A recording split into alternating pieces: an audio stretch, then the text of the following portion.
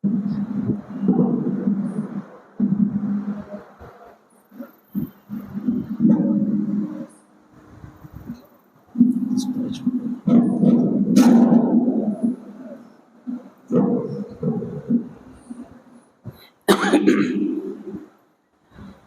باللہ من الشیطان الرجیم، بسم اللہ الرحمن الرحیم، الحمد للہ رب العالمین بارئ الخلائق اجمعین، والصلاۃ والسلام علی سیدنا و نبینا بالقاسم محمد، والصلاۃ والسلام علی آلہ الطیبین الطاہرین المعصومین، ولعنۃ الدائمۃ علی اعدائہم اجمعین لنا الی قیام یوم الدین، آمین یا رب العالمین۔ اما بعد، فقد قال اللہ سبحانہ تبارک و تعالی، بسم اللہ الرحمن الرحیم، ادعونی استجب لکم۔ میرے یہاں بزرگ اور علماء تشریف فرما ہیں۔ ظاہر ہے کہ وقت کو مینیج کرنے کے لیے میں خود آپ کی بارگاہ میں حاضر ہو گیا ہوں۔ انتہائی کم وقت میں صرف چند باتوں کی طرف توجہ کرنا ہے، کیونکہ یہ جو دعا پڑھی گئی ہے، یہ دعا عرفہ کے نام سے مشہور ہے، چونکہ مقام عرفات میں پڑھی گئی تھی اس عنوان سے بھی، اور اگر معنوی اعتبار سے دیکھا جائے تو یہ انتہائی عرفانی دعا ہے، تو اس عنوان سے بھی اس کا نام دعا عرفہ ہی ہونا چاہیے۔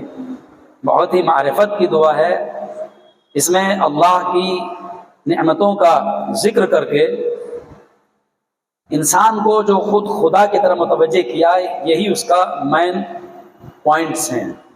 مثلا انسانی جسم کے بارے میں، اعضاء و جوارح کے بارے میں، نعمتوں کے بارے میں، دوسری چیزوں کے بارے میں جو اللہ کی بارگاہ میں امام عالی مقام نے ان چیزوں کو پیش کر کے اس کی وجہ سے اللہ کی طرف توجہ دلائی ہے، یہ ہمارے لیے قابل غور ہے۔ صرف دعائے عرفہ، ہم دعائے عرفہ کو یہ نہ سمجھیں کہ یہ عرفے کے دن ہی پڑھی جا سکتی ہے، آج تو پڑھی جاتی ہے، آج تو اس کا حق ہے، آج تو اس کو خود امام نے پڑھا تھا، لیکن کبھی کبھی دل کرے تو بغیر اس دن کے بھی پڑھ سکتے ہیں، اور کوئی ضروری نہیں کہ پوری دعا پڑھیں۔ صرف اس طرح توجہ دلانا ہے کہ ہم بہت سی دعائیں ایسی ہیں کہ جن کو ہم محدود کیے ہوئے ہیں ان کے وقتوں میں۔ مثلا دعائے کمیل کو شب جمعہ میں معین کر لیا ہے، تو معین تو ہے، اس میں کوئی شک و شبہ نہیں ہے۔ امام نے فرمایا کہ ہر دن پڑھے، لیکن ہم نے معین کر لیا شب جمعہ میں۔ دعائے ندبہ معین کر لیا ہے، دعائے روز جمعہ میں معین ہے، اس میں کوئی شک و شبہ نہیں۔ لیکن جب دل کرے اور ہم راغب ہوں اللہ کی طرف، تو ہمیں کبھی کبھی ان دعاؤں سے استفادہ کرنا چاہیے۔ جتنا ہم اس کو پڑھیں گے، اگر سال بھر میں 2-4 بار پڑھ لیں گے اور اس کے ترجمے سے آگاہ ہو جائیں گے، تو آج کے دن پڑھنے میں اور لطف آئے گا۔ اصل بات یہ ہے، میں جو بات کہنا چاہ رہا ہوں کہ آج جب ہم اسے بیچ میں پڑھتے رہیں گے، متوجہ رہیں گے، کوئی بھی دعا ہوگی جب اس کو اس دن پڑھیں گے جس دن اس کا حق ہے، تو اسے پڑھنے میں اور زیادہ ہم متوجہ ہوں گے اور ہمیں اور زیادہ لطف آئے گا، چونکہ ہم پہلے سے اسے جانتے ہیں، پہلے سے آگاہ ہیں۔ کتنا عظیم ہے وہ امام کہ جس نے دعائے عرفہ کو ہمارے حوالے کر دیا۔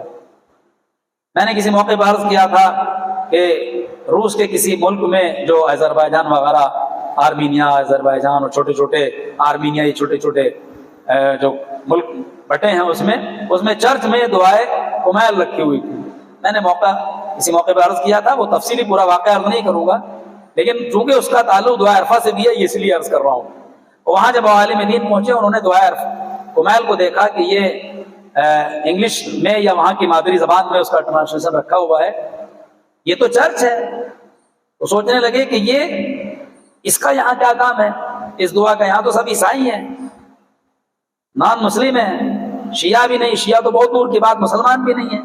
تو انہوں نے پوچھا اس سے جو وہاں پہ ان کو کھڑا ہوا تھا، بیٹھا ہوا تھا جو آدمی اس کاؤنٹر پر، یہ کیا ہے؟ تو اس نے بس ایک بات کہی، اس نے کہا یہ بندے کی اللہ سے گفتگو ہے۔ جو بندہ ہم ہیں، جیسے مخلوق ہیں، بندے ہیں، یہ اس کی اللہ سے دعا مناجات ہے یا اس کی گفتگو ہے، اور تو میں نہیں جانتا ہوں۔ یہ ایرانی عالم دین تھے، انہوں نے فوراً کہا تمہیں نہیں معلوم یہ کہا کیا ہے؟ کہ یہ ہمارے مولا امیر المومنین حضرت علیہ السلام کی دعائے کمیل ہے جو آپ نے اپنے شاگرد جناب کمیل کو تعلیم دی تھی. اور چونکہ اس میں اس طریقے سے گفتگو کی گئی ہے کہ ایسا لگتا ہے جیسے کہ ایک بندہ اپنے معبود سے گفتگو کر رہا ہے. وہ دعا ہے ہی اس میں، معبود تو اسے کیسے ذلیل کرے گا، اس زبان پر کیسے عذاب نازل کرے گا جس نے توحید کا اقرار کیا ہے، اس پیشانی پر کیسے عذاب نازل کرے گا جو سجدے میں جھکی ہے، وغیرہ وغیرہ. انہوں نے اسے متوجہ کیا کہ ہمارے علی کی دعا ہے جسے تم، اور اس نے ایک بات کہی کہ یہاں اس چرچ میں جو بھی آتا ہے اس کتاب کو اٹھاتا ہے اور وہ جا کے اسی سے پرارتھنا اور دعا اور پیریئر جو ہوتی ہے دعا ان کی وہ کرتا ہے. یہ حیرت میں پڑ گئے کہ ہم غافل ہیں معصومین کی دعاؤں سے، ہم غافل ہیں اہل بیت علیہ السلام کے خزینوں سے اور خزانوں سے، اور غیر مسلم اس کی منزلت اور قدر کو سمجھتے ہیں اور وہ اسے اس مقام پہ استعمال کر رہے ہیں کہ جو ان کی دعا کا مرکز ہے. پھر انہوں نے یہ بات کہی، کاش اگر جب اس دعائے کمیل میں، جبکہ بہت معمولی آسان دعا ہے، بہت آسان دعا ہے، انہوں نے کہا اگر اس کی جگہ دعائے عرفہ رکھ دی جائے تو پھر کیا بات ہوگی. یہ ربط یہ اس لیے ہے کہ دعائے عرفہ کا اسٹینڈرڈ بہت بلند ہے. جیسے زیارتوں میں زیارت جامعہ کا اسٹینڈرڈ بہت بلند ہے، زیارت جامعہ کا کوئی مقابل نہیں ہے، مگر ہم اس سے غافل ہیں، اس سے ہم غافل ہیں. بس بات آگئی تو عرض کرتا چلوں، آج 9 تاریخ ہے. متوکل نے کتنا ظلم کیا امام حسین مظلوم کربلا پر. 20 مرتبہ اس ملعون نے قبر امام کو ڈھانے کی کوشش کی. کبھی ہل چلوائے بیل کے ذریعے، کبھی نہر فرات کا پانی جو ادھر کاٹا گیا تاکہ نشان ختم ہو جائے. جب بھی قبر حسین کو معاذ اللہ آثار مٹانے کی کوشش کرتے تھے تو ایسا ممکن نہیں ہوا. پانی وہاں کے رک گیا. بیل جانور جتنے تھے آگے بڑھتے تھے وہ آگے بڑھتے ہی نہیں تھے. لوگ پریشان تھے. مومنین امام علی نقی علیہ السلام کی بارگاہ میں جاتے تھے کہ مولا متوکل قبر ڈھا رہا ہے، متوکل اتنا ظلم کر رہا ہے، آپ کچھ حکم دیجئے، ہم انقلاب برپا کریں، جائیں لڑیں تلوار نکالیں. امام نے فرمایا کچھ نہیں، تم اور پھر بلا کے خاص لوگوں کو زیارت جامع کبیرہ کو لکھوایا کہ تم بس اس کو پڑھو، اس سے متمسک ہو جاؤ. وجہ کیا تھی؟ ایسا نہیں تھا کہ امام یہ نہیں چاہتے تھے کہ وہ کریں. امام جانتے تھے اگر آج یہ شیعہ متوکل کے خلاف اٹھ کھڑے ہوئے تو یہ تو ختم ہو ہی جائیں گے. ان کا تو کوئی تعداد ہی نہیں تھی، آثار بھی مٹ جائیں گے. اس میں امام نے عجیب و غریب، اس سے جڑ جاؤ. اس سے جڑنے کا مطلب یہ ہے کہ جب تم اس سے جڑ جاؤ گے تو ایک وقت وہ آئے گا جب تم پاور میں آ جاؤ گے تو انشاءاللہ یہ سب چیزیں بھی حل ہو جائیں گی. اس میں ہے کیا عجیب و غریب فقرہ ہے ایک زیارت میں. اگر یہ متوکل ان آثار کو ختم کر دے گا جو دل میں تمہارے قبر حسین ہے وہ کیسے محو ہو جائے گی. اس قبر کو محفوظ رکھو جو تمہارے دلوں میں ہے. بس عزیزو آج وہی دن ہے، آج دعا کا دن ہے، امام کی عزا کا دن ہے. جناب مسلم ابن عقیل جو مقدمہ کربلا تھے، جن کو حسین نے کربلا کی حفاظت کے مقصد کی حفاظت کے لیے بھیجا تھا، ایک لائے عمل لے کے بھیجا تھا کہ تمہیں مسلم یہ کرنا ہے، کیا کرنا ہے، وہاں جانا ہے اور انہوں نے مجھے بلایا ہے لہذا تمہیں جانا ہے. بہت دیر نہیں، بس میں بات ختم کر رہا ہوں. ربط مسائب، وہاں جانا ہے تمہیں اور وہاں کی خبریں ہم کو دے دینا ہے. امام نے یہ نہیں بتایا تمہیں یہ کرنا ہے، یہ کرنا ہے، یہ کرنا ہے. بس یہ کہا وہاں کی خبریں ہمیں دینا ہے. اس کا مطلب ہے کتنا بھروسہ تھا حسین کو مسلم پر. انہیں یہ نہیں بتایا کہ تمہارا لائے عمل یہ ہوگا، خالی یہ کہا وہاں جاؤ اور ہماری نیابت کرو. اس کا مطلب ہے حسین جانتے تھے، اتنا بھروسہ تھا مسلم جو بھی کریں گے وہی عمل ہوگا جو میں چاہتا ہوں.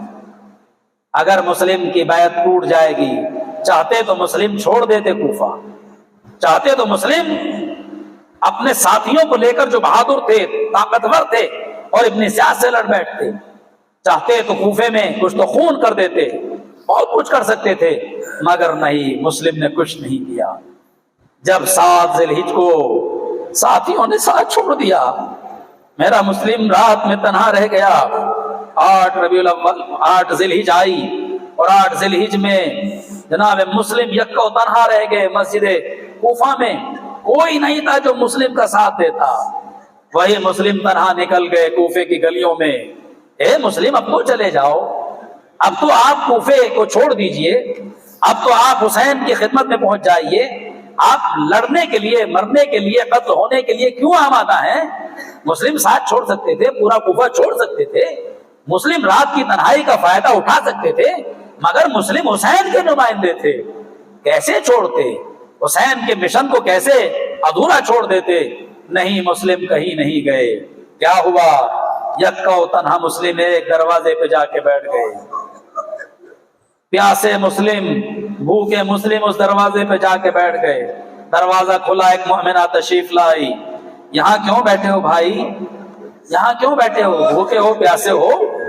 جناب مسلم نے کہا پیاس لگ رہی ہے۔ وہ غریب ایک گلاس میں پانی لے کے آئی، مسلم کو پانی دے دیا، مسلم نے پانی پیا، اور پانی پینے کے بعد اس نے کہا اب تو چلا جا، تو پانی پی چکا ہے، اب تو چلا جا۔ مسلم کہتے ہیں وہ کہاں جائے جس کا کوئی گھر نہ ہو، جس کا کوئی گھر نہ ہو وہ کہاں جائے؟ تو سمجھ گئے یہ کوئی غریب ہے، یہ کوئی مسافر ہے، کون ہو ذرا بتاؤ تو صحیح۔ مسلم کہتے ہیں تم نے عقیل کا نام سنا ہے؟ کہاں؟ علی کا نام سنا ہے؟ کہاں؟ حسین کا نام؟ میرے آقا ہیں۔ مسلم کہتے ہیں میں عقیل کا بیٹا مسلم ہوں، میں علی کا بھتیجا مسلم ہوں۔ تو آ رب گئی، اے میرے سید و سردار میرے گھر آ جاؤ، میرے گھر میں تشریف لائیے۔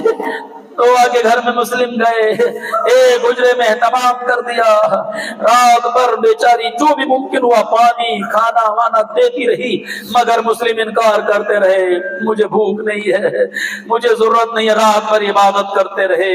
تو آقا ایک بیٹا جو ابن زیاد کے ہاں ملازم تھا، اس ملعون نے جا کے مسلم کی جاسوسی کر دی۔ اس نے دیکھا کہ ماں بار بار جا رہی ہے حجرے میں، پوچھا ماں کیوں جا رہی ہو؟ کہے بیٹا اگر اس شرط میں بتاؤں گی کہ تم راز کو فاش نہ کرنا۔ کہ نہیں، کہ میرے گھر میں ہم بہت خوش نصیب ہیں، اولاد رسول میں سے ایک عظیم نسل، اولاد پیغمبر یعنی اس خانوادے کی ایک نسل ہمارے یہاں مہمان ہے۔ کون؟ کا مسلم ابن عقیل۔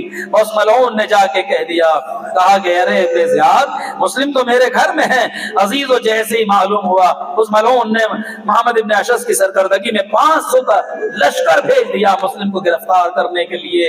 گھوڑوں کے ٹاپوں کی آواز آئی، مسلم نے گھر چھوڑ دیا۔ جب توآ کے گھر سے نکل رہے تھے، توآ نے ہاتھوں کو جوڑا، اے میرے آقا کہاں جا رہے ہو؟ کہاں جا رہے ہو؟ کہتے ہیں اے توآ میری وجہ سے یہ تیرے گھر میں گھس آئیں گے تو اور یہ تیرے گھر کی بے حرمتی کریں گے، میں نہیں چاہتا کہ تیرے گھر کی بے حرمتی ہو۔ کاش کوئی کربلا میں اس بات کو کہہ دیتا، کاش کوئی کربلا میں اس بات کو ارے نبی کی بیٹیوں کے خیموں کو لوٹا جا رہا ہے، نبی کی بیٹیوں کے خیموں کو لوٹا جا رہا ہے۔ مسلم باہر نکلے اور تاریخی جنگ کا مطلب یہ ہے کوفے کی گلیوں میں مسلم جنگ کر رہے ہیں۔ بڑا فرق ہے مسلم کی جنگ میں اور کربلا کی جنگ میں۔ کربلا کی جنگ کیسے تھی؟ سامنے لشکر تھا اور جنگ ہو رہی تھی۔ مسلم کی جنگ کیسے ہے؟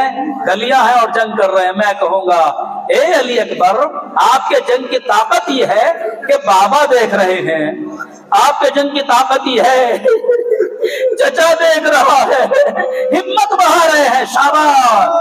اور محمد تمہاری جنگ کی طاقت یہ ہے، ماموں دیکھ رہے ہیں، بیٹا کیا بہترین جنگ کر رہے ہو۔ اے عباس آپ بہادر ضرور ہیں، مگر پھر بھی بھائی تو دیکھ رہا ہے جنگ کرتے ہوئے۔ جب کوئی دیکھتا ہے تو ہمت بڑھ جاتی ہے۔ ہائے میرا مسلم، کوئی دیکھنے والا نہیں، غریب مسلم جنگ کر رہے ہیں، آخر گرفتار ہو گئے اور گرفتار ہو کے ابن زیاد کے دربار دربار میں پہنچے، دارالعمارہ کی چھت پہ لے جایا گیا، وہاں پر ظالم نے وہ غضب کیا، مسلم کا سر قلم ہو گیا۔ حسین اسے ہی وقت عزیزان گرامی، حسین کوفے کی طرف بڑھ چکے تھے، راستے میں کسی کو آتے ہوئے دیکھا، پوچھو ذرا کیا حالات ہے کوفے کے، اس نے عجیب کام بتایا، عجیب مرحلہ اس نے ذکر کیا۔ مولا جب کوفے سے چلا تھا تو کوفے کے حالات متغیر تھے، مسلم کو گرفتار کر لیا گیا تھا، تھوڑی دیر کے بعد دوسرا شخص دکھائی دیا، تم کب چلے تھے کوفے سے؟ کہا مولا ذرا تھوڑا دور چلیے تاکہ میں بتا دوں۔ کا نہیں یہی بتاؤ۔ ارے سر سے اس نے امامہ اتار دیا جو عرب لوگ استعمال کرتے ہیں۔ آقا جب کوفے سے چلا تھا مسلم کو شہید کر دیا گیا تھا، بچے پیروں میں رسی باندھ کر کھینچ رہے تھے، اس گلی سے اس گلی، اس گلی سے اس گلی۔ مسلم کی شہادت کی خبر سنی، حسین نے گریہ کیا، آنسوؤں کو ضبط کر کے روک کر زینب کی خدمت میں پہنچے۔ اے میری بہن زینب، مسلم کی بچی کو ذرا بلاؤ۔ چھوٹی سی بچی کو حسین نے دانوں پہ بٹھایا، ننھے ننھے بندے کانوں میں پہنائے، سر پہ ہاتھ پھیرا۔ بچی نے اپنے ماموں جان کو دیکھا، کیا ہوا آقا؟ کیا میرا بابا خیریت سے تو ہے؟ بس جیسے ہی بچی نے یہ کہا، امام نے فرمایا میری لاڈلی مجھے اپنا باپ سمجھ لینا، تیرے بابا دنیا سے جا چکے، میں کہوں گا سکینہ۔ ارے کتنی مظلوم ہو میرے امام کی بچی، اے حسین کی لاڈلی کتنی مظلوم ہو۔ سکینہ کو کوئی مندے پہنانے والے نہ تھا، سر پہ ہاتھ پھیرنے والا نہ تھا، بلکہ تماچے مارنے والے تھے۔ کربلا کا مقتل تھا، حسین کی بچی کبھی ادھر دوڑ رہی تھی کبھی ادھر، کوئی نہ تھا جو تسلی دیتا۔